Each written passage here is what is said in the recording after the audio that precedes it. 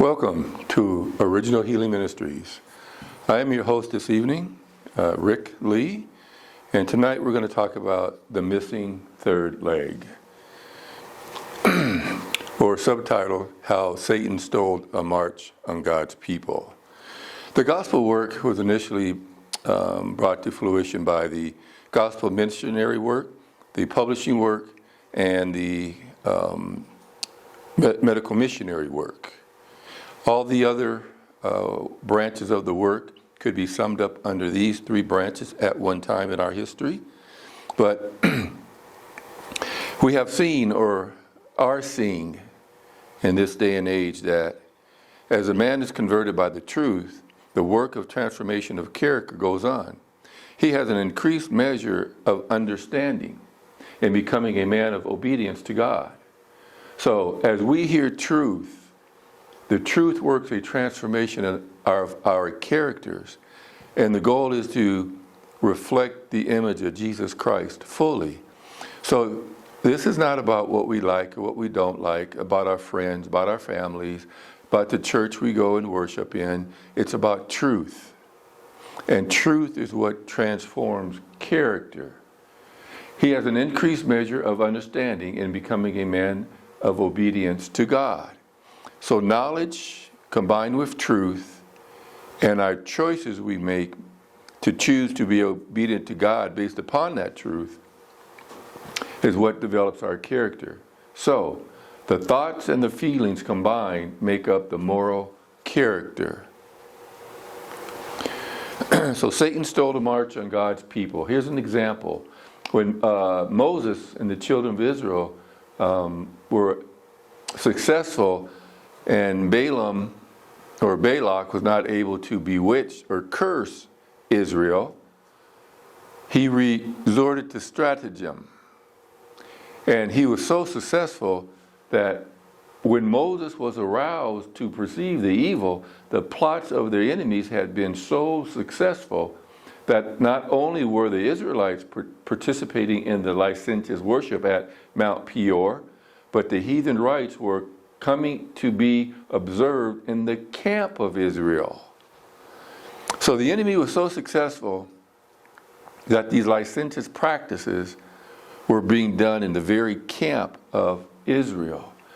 And this all took place before even Moses was aroused to the danger. So, if every watchman on the walls of Zion had given the trumpet a certain sound, the world might have heard the message of warning by the work, but the work is years behind. While men have slept, Satan has stolen a mark upon us. So the work, and we're going to find out that the work is the first, second, third angel's message. And in 1909, Sister White says the work was far behind. So, wow, if it was far behind in her days, I'm going to show you why it's even further behind today. Though they are called the people of God, the house of Jacob, though they profess to be linked with God in obedience and fellowship, they are far from Him. Wonderful privileges and promises have been given to them, but they have betrayed their trust. With no words of flattery must the message be given them. Show my people their transgressions, and the house of Jacob their sins. Show them where they are making a mistake. Set their danger before them. Tell them of the sins they are committing, while at the same time they pride themselves on their righteousness. Apparently seeking God, they are forgetting Him. Worldly policy has come into their business and religious life. Their hearts are not purified through the truth. God looks on their outward ceremonies of humility as a solemn mockery. He regards all religious shams as an insult to Himself. So we see here, worldly policy has come into their business and religious life. We have to be careful. We have been warned not to let the world into the church. We told what would happen if we did. So, I trust I shall have strength from God in the future to bear the straight testimony required by the third angel's message. So while we have a straight testimony to give, we have to give it in love. For those who are unaware of the danger before their feet. So, those who would not fall prey to Satan's devices must guard well the avenues of the soul. They must avoid reading, seeing, or hearing that which will suggest impure thoughts. The mind must not be left to dwell at random upon every subject that the enemy of souls may suggest. The heart must be faithfully sentineled, or evil without will awaken evils within, and the soul will wander in darkness. The body is the only medium through which the mind and the soul are developed for the upbuilding of character. So we have to guard the 5 avenues of the soul, especially taste. Because if Satan can destroy, weaken, or disease this body temple, he knows that he's going to be successful. So, the frontal lobe of the brain is your spirituality, your morality, and the will. The will that God has put into every human being, the power of choice, or the power to decide. Whoever controls your frontal lobe, whether God or Satan, controls your destiny. So we have to guard well the avenues of the soul, including taste buds. So, hence it is that the adversary of souls directs his temptations to the enfeebling and degrading of the physical powers. His success here means the surrender to evil of the whole being. The tendencies of our physical nature, unless under the dominion of a higher power, will surely wreak ruin and death. Counsels on Diets and Food, page 73. So that is why Satan attacks the human family through disease. And we invite disease when we break God's 10 laws of health. And we violate his 10 laws of health. If you violate one, you have violated them all, Jesus said. So this is Satan's plan of attack, and that's why we have to guard the 5 avenues of the soul to prevent Satan from breaking down our constitution and getting the victory. For it surely will wreak ruin and death. So, it takes 15 vitamins and 11 different minerals for your brain to be healthy. And there they are. Just as soon as the people of God are sealed in their foreheads, it is not any seal or mark that can be seen, but a settling into the truth, both intellectually and spiritually, so they cannot be moved. Just as soon as God's people are sealed and prepared for the shaking, it will come. We have to know what truth is first, folks, and then we have to decide to accept it. And then we have to go through the process of settling into it, being comfortable with it, not caring what others say, think, or feel about us or you following God's word. The way we dress, how we keep the Sabbath, what we eat, what we don't eat. We have to become very comfortable with the truth. So, in the fearful time, just before Christ is to come the second time, God's faithful preachers will have to bear a still more pointed testimony than was borne by John the Baptist. Wow. Do you have the courage to tell someone that they're committing adultery? Do you have the courage to tell someone you're not supposed to be eating cheese? It's wholly unfit for food? We have a still more pointed testimony than John the Baptist. Now remember, we have to share this information in love, folks, with our heart tender and pitiful. A responsible, important work is before them, and those who speak smooth things God will not acknowledge as his shepherds. A fearful woe is upon them. So the elders, the pastors, you and I, we have a responsibility to share a pointed message. So, how Satan has stolen the march on God's people? We talked about those three areas of the work at the beginning of this presentation. As you can see, the medical missionary work leg is missing. The gospel ministry, medical missionary work, and our publications are God's agencies. One is not to supersede the other. So they're all equal in importance, folks. They're all equal in getting out before the people, telling them the truths for this time. But the medical missionary work, as we saw, has been separated from the work. And that work, Portland Adventist Medical Center, Advent Health, Loma Linda University, it's a sad fact, but true, folks, that is not God's true medical missionary work.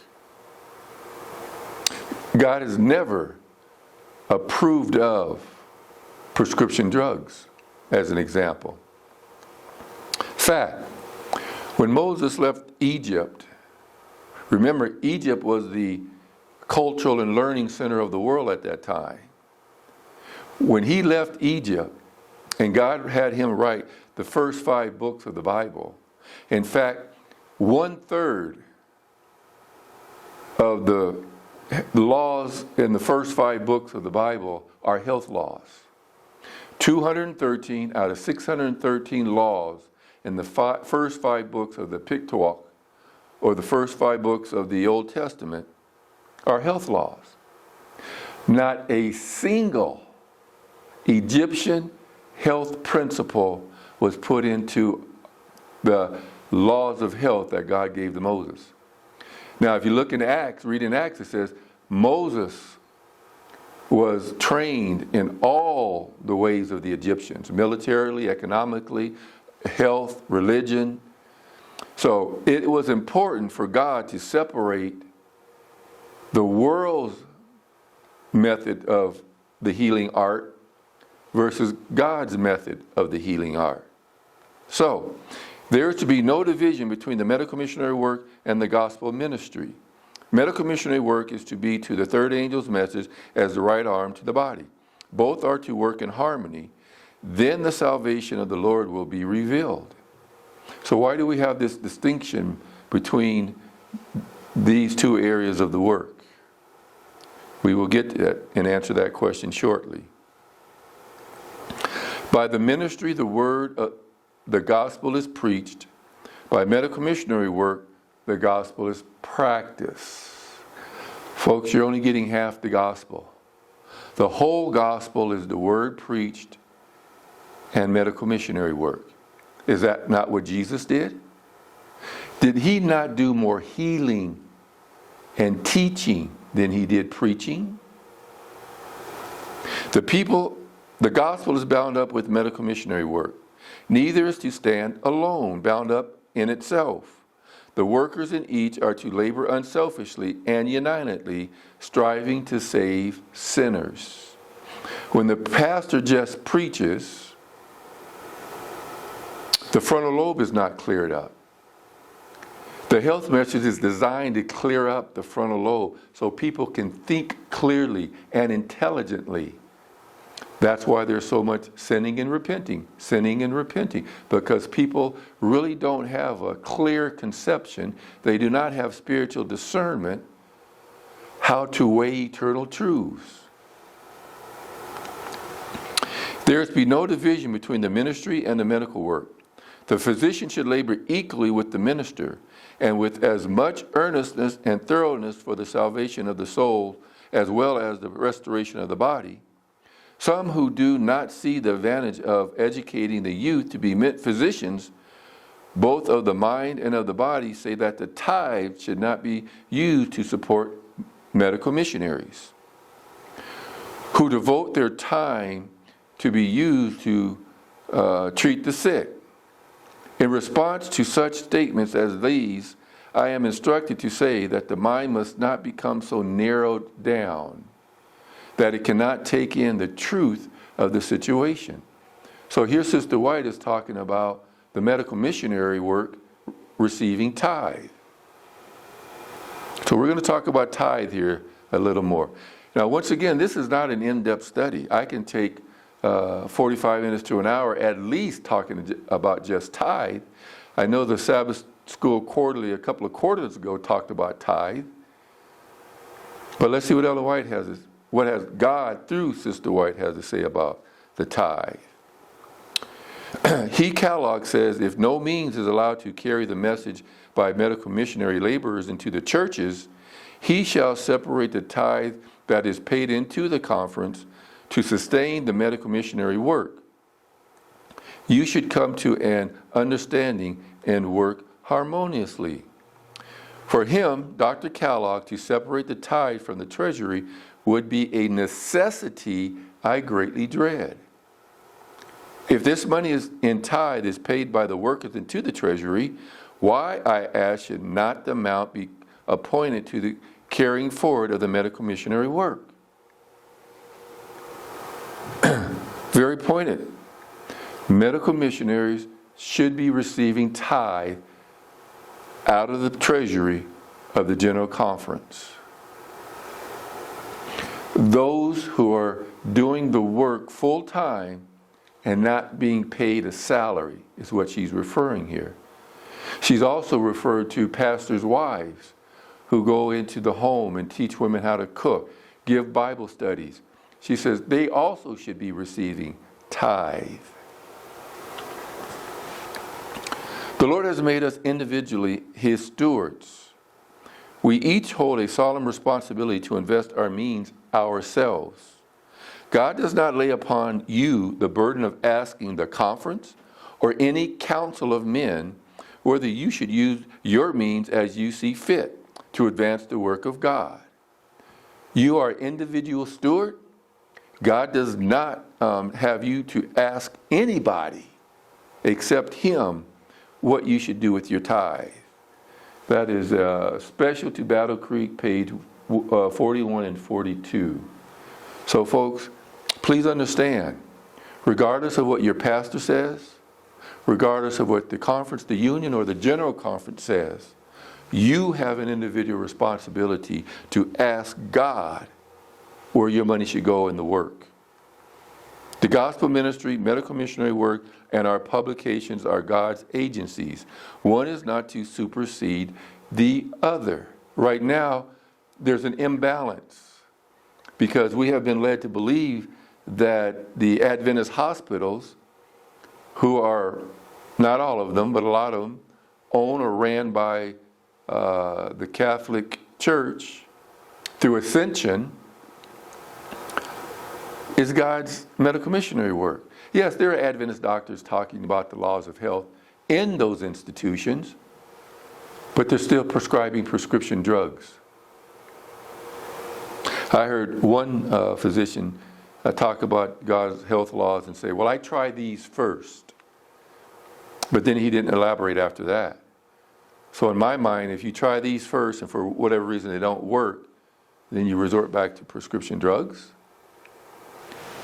Anyway, do not worry, carrying on with tithe. Sister White says, do not worry, lest some means shall go direct to those who are trying to do missionary work in a quiet and effective way. Here she says missionary work. Earlier when I talked about the pastor wives, or anybody who is not receiving a paycheck, is doing missionary work, should be getting funds out of the tithe. We're not supposed to have this great edifice called the General Conference in Silver Springs, Maryland. In another presentation, I talked about the General Conference Corporation of Seventh-day Adventists, who invest your tithe in the stock market. These things are not right, folks. So anybody who is doing missionary work in a quiet and effective way, all the means is not to be handled by one agency or organization. Spalding McGann's collection, 6th of January, 1908. There is no central storehouse, regardless of what the General Conference and their Sabbath School Quarterly try to infer. Sister White again, I have myself appropriated my tithe to the most needy cases brought to my notice. I have been instructed to do this, and as the money is not withheld from the Lord's treasury or storehouse, it is not a matter that should be commented upon, for it will necessitate my making known these matters, which I do not desire to do, because it is not best. Now you see here, she says when she took her tithe and appropriated to the most needy cases brought to her notice, it was not taken or withheld from the Lord's treasury. So the Lord's treasury cannot be one place, one location. And she says, what I do with my funds, she doesn't want to make it known, because then it would not be best. Some cases have been kept before me for years, and I have supplied their needs from the tithe, as God has instructed me to do.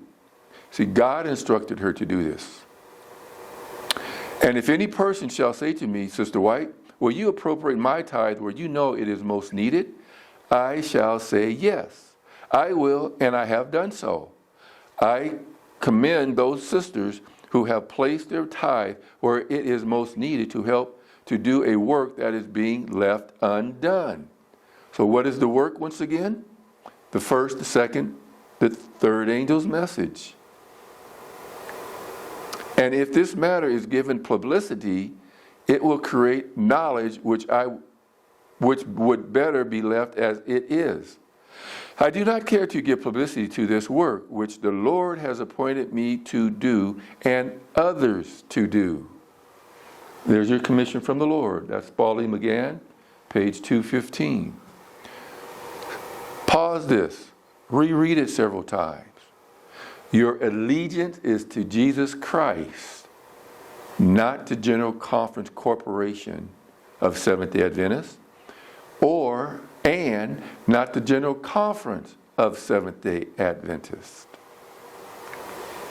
So, once again, the tithe should be equally distributed to those who are doing gospel ministry, medical missionary work, publishing work, or missionary work in general. The General Conference Corporation of Seventh-day Adventists. What most members of the General Conference of Seventh-day Adventists do not know is that there exists a General Conference Corporation of Seventh-day Adventists.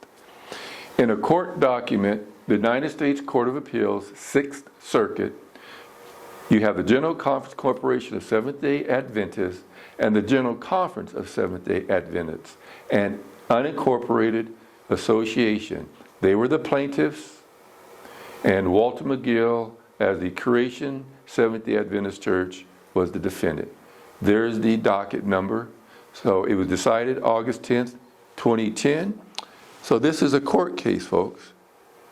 So this is proof that a General Conference Corporation does exist. So, the General Conference Corporation of Seventh-day Adventists, its principal place of business is located in Silver Springs, Maryland, the same address, the same building as the General Conference of Seventh-day Adventists. It operates as a nonprofit organization. The corporation holds title to all of the church's assets. So why would a nonprofit, secular organization be holding the church's assets? Your local church, where's your mortgage? You think the General Conference of Seventh-day Adventists holds it. No, the General Conference Corporation is holding it. See, this is an undisputed fact.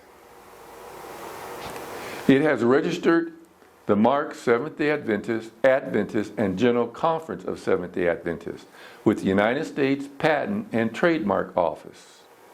Registration number such and such, protects the use of the Seventh-day Adventist mark on religious books, magazines, pamphlets, newsletters, brochures, encyclopedias, dictionaries, commentaries, flyers, bulletins, yearbooks, booklets, and Bibles.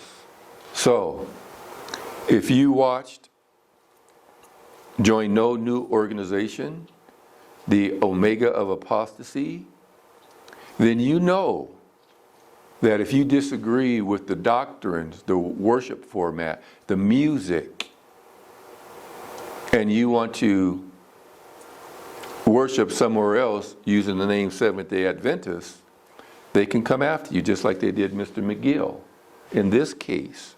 Now, I've heard people say this and that about Mr. McGill. That's not the point. The point I'm trying to bring out and get you to focus on is that the corporation and the conference has trademarked this information. So basically, you go along with their agenda, or you can't use the name, even though God gave us that name. Many of the Protestant churches are following Rome's example of iniquitous connection with the kings of the earth.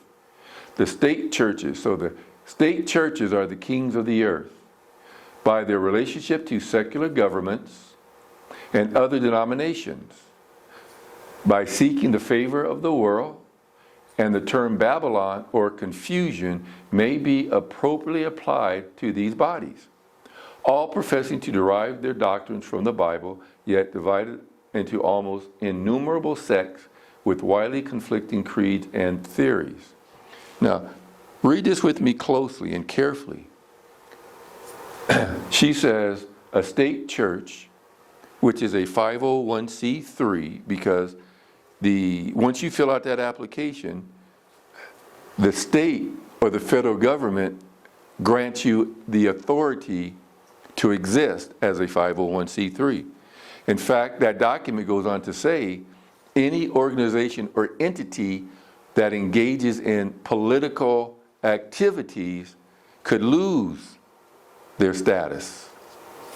So, by their relationship to secular governments, there is a relationship with a secular government with the 501c3. And other denominations. Are we associating with other denominations like the World Council of Churches, the ecumenical movement? By seeking the favor of the world. And the term Babylon or confusion may be appropriately applied to these bodies. So you have to remember, if you watched the Join No New Organization, Sister White said there would be two groups developed within the Seventh-day Adventist organization. One group is fellowshipping with the world, fellowshipping with other denominations. The other group are sticking close to Jesus and His truth, His doctrine. So, there's Ted Wilson with Ban Ki-moon of the United Nations. Is that fellowshipping with the world? There's Diop. He is the head of religious liberty and public affairs from the General Conference. Mr. Ted Wilson.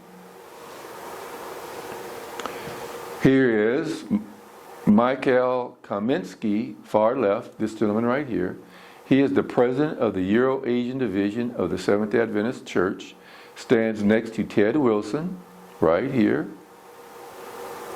President of the General Conference.